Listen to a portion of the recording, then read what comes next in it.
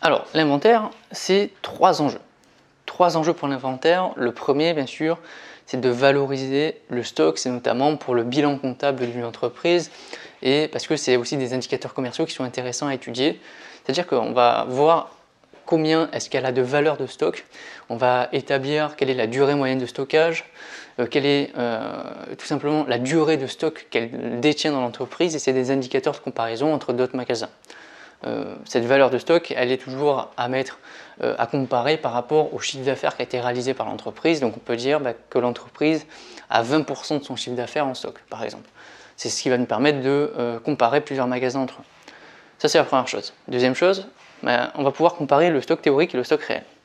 C'est-à-dire que dans toute entreprise, quasiment, on a un logiciel de gestion des stocks qui va prendre en compte nos entrées, nos sorties et qui va nous calculer tout simplement le stock théorique qu'on est censé avoir dans notre magasin pour chaque produit. Sauf qu'entre-temps, il y a énormément de facteurs de démarque inconnus qu'on aura l'occasion de voir juste après dans la vidéo qui vont peut-être faire modifier le stock réel, donc typiquement du vol. Donc, la machine, selon elle, elle croit avoir 20 produits, alors qu'en réalité, on nous en a volé 5, donc en réalité, on n'a que 15 en réel. Et le problème, c'est que ça va avoir des erreurs sur les stocks. Donc, le stock réel, c'est vraiment ce qu'on compte le jour de l'inventaire, et ça va nous permettre d'avoir vraiment le stock qu'on détient réellement. Donc, le but, c'est bien sûr de l'inventaire, c'est de comparer ces stocks, donc ça va nous permettre d'évaluer la démarque inconnue, et de mettre à jour bien sûr les stocks pour avoir des stocks qui sont bons et donc repartir avec des bons stocks et donc des bonnes commandes. Puisque tous les logiciels aujourd'hui fonctionnent de manière automatique pour faire leurs commandes quasiment. Et donc c'est basé sur des stocks théoriques. Si ces stocks théoriques sont faux, ça va vous faire des mauvaises commandes. Principal objectif du coup, c'est d'évaluer la démarque inconnue. La démarque inconnue, c'est égal tout simplement au stock théorique que vous êtes censé avoir, moins le stock réel. Il arrive parfois que votre stock théorique soit inférieur au stock réel. On va dire que c'est de la surmarque. Ça peut arriver. Donc là, c'est plutôt bien pour le magasin parce qu'en réalité, il n'a pas perdu d'argent, mais il détient plus d'argent que prévu. Donc ça, c'est plutôt bien. Mais la plupart du temps, c'est l'inverse qui arrive. C'est-à-dire qu'on a un stock théorique qui est bien plus élevé que le stock réel, ce qui va nous créer une démarque inconnue. Quelles sont les différentes sources de démarque inconnue? Alors le plus important, bien sûr, c'est le vol externe, c'est-à-dire par les clients. Les clients qui volent en magasin, on ne s'en aperçoit pas, ils nous piquent, donc on n'est pas au courant du vol, sauf pour le vol constaté, où on retrouve des emballages dans les magasins, donc là on va pouvoir le quantifier.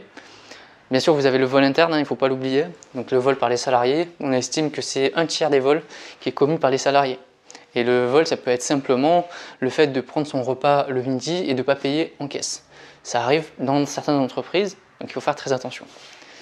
Donc forcément, si un produit ne passe pas en caisse, il ne sera pas comptabilisé.